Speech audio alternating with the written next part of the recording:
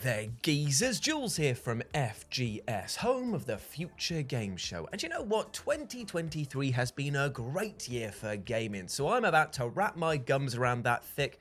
Wait a minute, this doesn't seem right. Oh, sorry, this is next week's script. Sorry, I am usually much more professional than this. Let me just get the right one up here. Close all of those tabs. Don't need to buy a speedboat today. Right, here we go. Let's start again, shall we?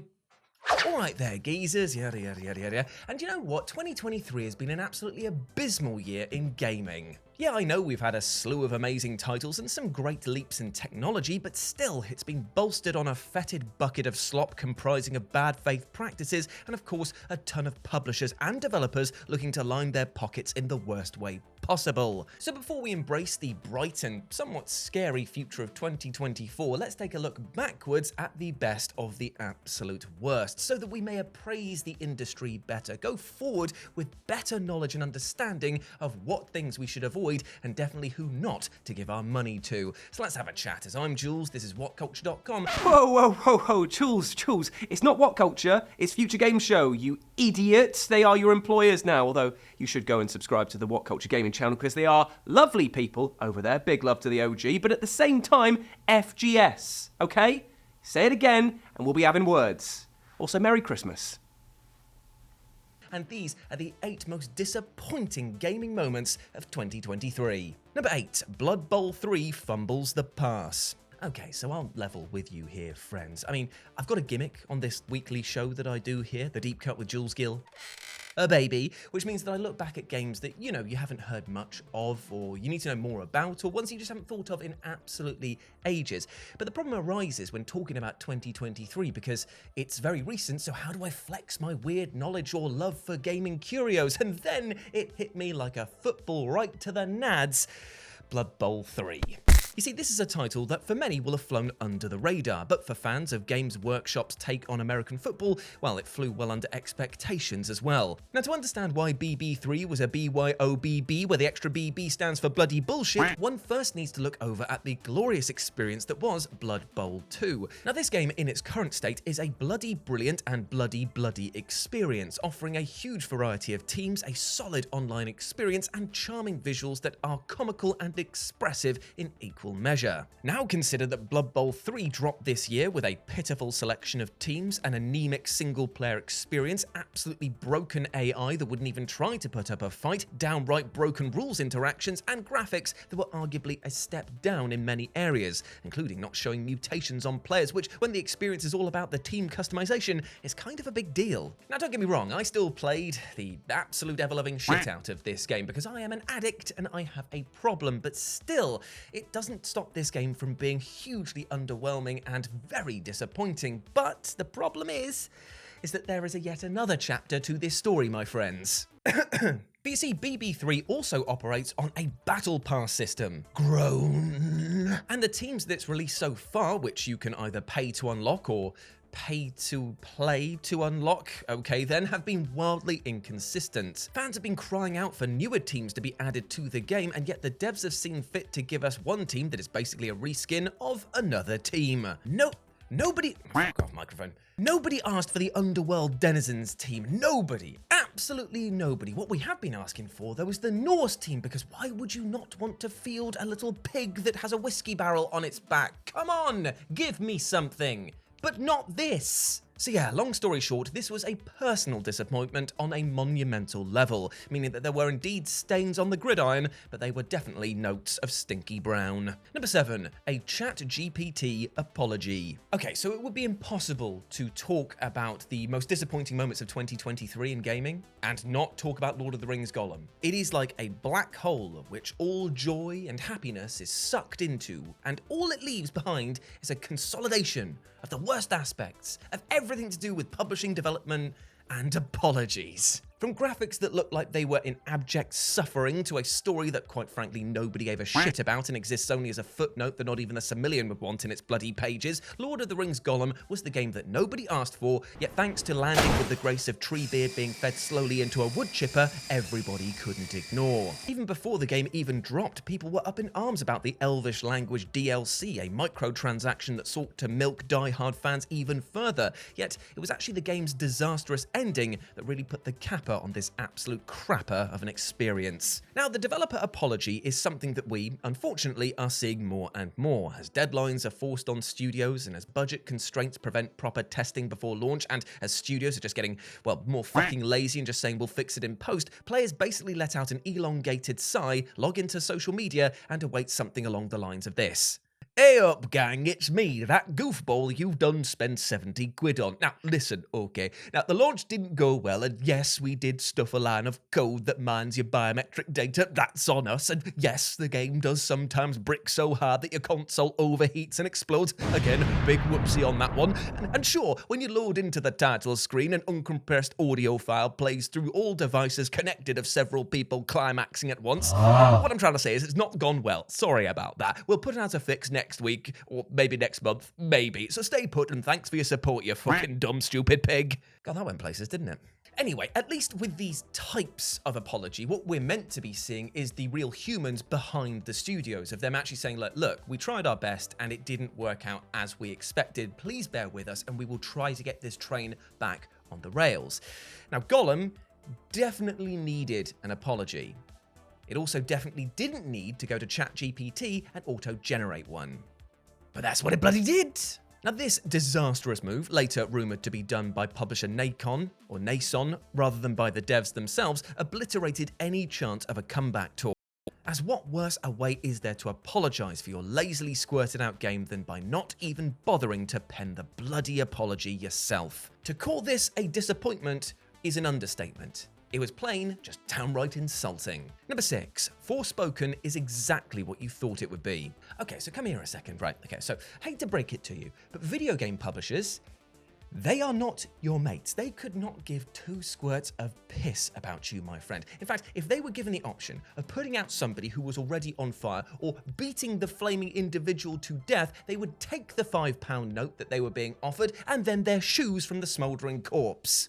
It is all about the money and very little else. And as such, these industry heads see you as little more than a walking piggy bank to prize open. And this is why we see so many desperate attempts to draw in audiences by appealing to the youth, utilising memes that are already out of date and trying their best to be as hip and as current as possible, which definitely comes across as cringe and out of touch. And the culmination of this focus group grease fest was this year's Forspoken, a game that tried so hard, so very hard to be cool that it was just plain embarrassing. With dialogue that screamed, "Hello, my fellow kids," and so many attempts at one-liners that even Joss Whedon just said, "Okay, calm down there, mate." Forspoken was kind of like that kid at school who demanded that everyone call them Spider, and who smoked rollies with the black papers behind the science labs whilst loudly playing early Skrillex through their phone. What I'm trying to say is it was annoying, brash, and just awkward to be around. This was a title that looked at the gaming audience, thought, "Oh yeah, I can milk these cows, just you watch, baby,"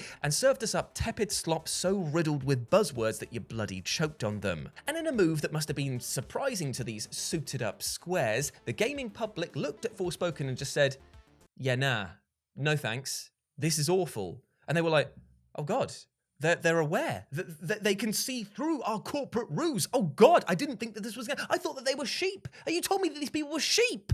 So yeah, shove that right up your magical talking cuff. Number 5, massive layoffs bring a consolidation of power. Now, video games, even those coming from the most concrete franchises, are, in essence, a gamble. Just because something worked once doesn't really mean that it will work again. Trying to break into an industry as crowded as this one really is going to push indie devs to breaking point, as without a bucket load of cash behind them for advertising and promotion, well, it's tough to even get noticed. Therefore, when a game flops, it's not just the developer's reputation that takes a hit, it's the staff within them as well. And this year has seen a huge swathe of layoffs from even the biggest players in the industry. Epic Games dropped over 800 staff members this year, EA over 750, and according to videogamelayoffs.com, around 7,800 people have lost their jobs this year from within the gaming industry. Yet this loss doesn't just have its ramifications for the poor individuals that have lost their jobs. What it does is put more pressure onto the studio, as how are they going to complete projects with less staff members? And how are they going to attract new projects when they can't even show to people outside that they've got the resources able to commit to multiple ones? It's a bad time and a dwindling down the drain scenario. Plus, in an even more depressing realization, what this does is actually consolidate power for those at the top of the pile, as with smaller studios fading or offering themselves up for purchase to be folded into the wider mass, what we may see is more asset-rich and weatherproof publishers claiming even more of the market for themselves and hoovering up any struggling studios along the way. It's depressing because this is actually like a death knell for the creative industry that we love so much. I mean, with less studios out there, we're going to get less games, and all it's going to do is funnel things towards the more homogenized experiences. The people will double down on things that made money last time and say, right, this is what we're going to be focusing on, screw everything else. So in the end, if it keeps going this way, we'll end up with like 5 tentpole games, and it'll be the same game every single year. Oh, hello, FIFA, or what used to be FIFA, hi. But you know what? Finances might not be the only problem for creative studios, as in the future, some gaming giants might not even need them. As number 4, AI-written games. With the rise of AI being a fascinating tale of wonder, worry, and when will it try to take over the world, of course it was going to touch the gaming industry. After all, this is a market which moves fast, is tech-focused, and is run by people looking to make a quick buck however they can. And yet, in this case, it's more akin to a dollar saved is a dollar earned, because Ubisoft started wading into the thick mire of questionable AI content this year by saying that they were going to be using AI programs to write lines of dialogue for their NPCs, also known as barks. Now, barks in this instance refer to NPC dialogue exchanges that don't necessarily involve the player and could just be inconsequential dialogue or reactions to in-game events. Now, this, according to Ubisoft, is to save script writers time, but we can really read between the lines and see that it says, well, we can just hire less staff or use this to leverage lower wages as the scope of the project would be lesser for the individual. And this is a hugely disappointing note for one simple reason. You think it's gonna stop here? Nope. Sure, it's barks right now, but if this process works, it'll be expanded out to side quest generation, character interactions, entire dialogue trees, and if you start stitching all of these together, we might start to question the human impact on the overall story. And outside of job security for these writers, there's also the major concern that soon all games using this approach might end up feeling the same, as the AI script will draw from tired tropes and plot devices over and over again to create generic and lifeless narratives. Now, it might seem like me tolling the doomsday bell right here, but trust me, in a couple of years, this statement of AI being a huge problem for the gaming industry in terms of narrative and writing, well, it may ring more true than you care to realize. Whoa, let's just calm things down. I mean, there's a lot of disappointing stuff that we're talking about here today. But you know what is not disappointing? It is subscribing to the FGS YouTube channel, because you will gain access to daily gaming content and you'll be notified every single Friday when I go live with these deep cut my brain stopped working, baby. So why don't you subscribe anyway? Be an absolute ledge. Go on, please, for me. Thank you. Anyway, back to the list. Number 3, the death of E3. Now, thanks to the sheer amount of brilliant titles that were released this year, like Super Mario Wonder, Tears of the Kingdom, and Baldur's Gate 3, it was easy to think that everything was all sunshine and rainbow rhythms. And yet, as expectations grew bigger and bigger for a brighter gaming future, so too did the Grim Reaper's grasp begin to clutch something equally monumental. And in March, E3's life force was snuffed out entirely. Now, this was a rather marked shift for the gaming industry, as the E3 Expo has been running since 1995 and was for many a true highlight of their year, allowing press and the public to mingle in the excited fever pitch that were new game announcements, headline-breaking reveals, and acted as a melting pot for all sorts of creators and passionate fans. Yeah, you can tell the comedy really drops off at this point here, can't you, mate? Now, the loss of such a tentpole event was surely disappointing enough, but maybe not as much as developers and publishers realizing that they didn't need E3. With the rise of bespoke presentations and live stream events, publishers realized that they could promote their titles free of competition while dictating their own narrative for a fraction of the cost that E3 floor space would set them back. Yet the trade-off for this is something that maybe the publishers haven't even considered: the fact that there is no communal, real-life space. I mean, part of the joy was being in that room when that gaming moment was shared to the world. It was that fever pitch that started escalating, bubbling over, and people were rabid, telling everyone they could about the thing that they were there to witness live. With these live streams, yes, you have the feed of chat that just whizzes by before anyone can actually read anything, but it has no actual interaction whatsoever. Unfortunately, with the death of E3, chances are we're getting less and less opportunities to be there in that moment for that moment. Number 2, Sony's repeated peripheral failures. So I've got a question for you. How is it, with all of their years of experience and all of their successes, is it that Sony cannot release a good gaming peripheral? Despite the genuinely impressive tech on show for their PSVR headsets, it's not exactly like they've set the world on fire, and with a rather slim back catalogue of actually worthwhile games, it seems like an expensive distraction at best for many, and that's to say nothing of the lackluster products that have been hawked to fans over the years, from a cheap PlayStation 1 mouse that worked on like 5 games and barely did so on a good day, to motion-controlled PS3 racing wheels with woefully bad tracking. Sony has time and again dipped a toe in only to then shake a wet turd out of its trouser leg, and then scarper leaving the wider community with yet another floater. Yet of all of their strange and frankly boneheaded decisions, the PS5 Portal is a thing whose existence is genuinely baffling and so very disappointing. Now what it is, or at least what it's marketed as, is a gaming thing that lets you play PS5 games remotely. Wowzers, that actually sounds pretty great. Well, the thing is that the Portal only streams games from a PS5 that's already on and connected to the internet, meaning that it's instantly not as portable as it first appeared. This, coupled with a baffling lack of Bluetooth connectivity for headphones, meant that many instantly saw this as a greasy grab from Sony to push people towards their high-end and very high-priced Link audio devices, which are compatible with the Portal. And when this was announced with a price tag of 200 buckaroos, fans quickly took Sony to task, labeling the device as an overpriced app with a controller that was just simply welded to it, and that with a cheap phone holder, you could get the same experience with the Remote Play app. With all of their resources, with all of their experience, with all of the knowledge gained from all of their previous failures, why did they think this was a good idea? And the worst part of it all is, just think where the resources and time that went into this project could have gone. We could have got something truly amazing, something that actually moved the console and Sony themselves forward. But what we got was this. Nothing! Just a big wad of nothing! And finally, number 1, Silent Hill Ascension. And so we end on a disappointment of such scale that an entire fan base who was basically just shrugging apathetically at being ignored for so long started going, oh, looks like it's time to get back to work then, walked over the road to the salt mine and went to town. Because Silent Hill Ascension is so bad. So very bad. And it's also utterly weird. In fact, it's so bizarre that I asked our own horror expert Josh to sum up just precisely what the hell Ascension actually is.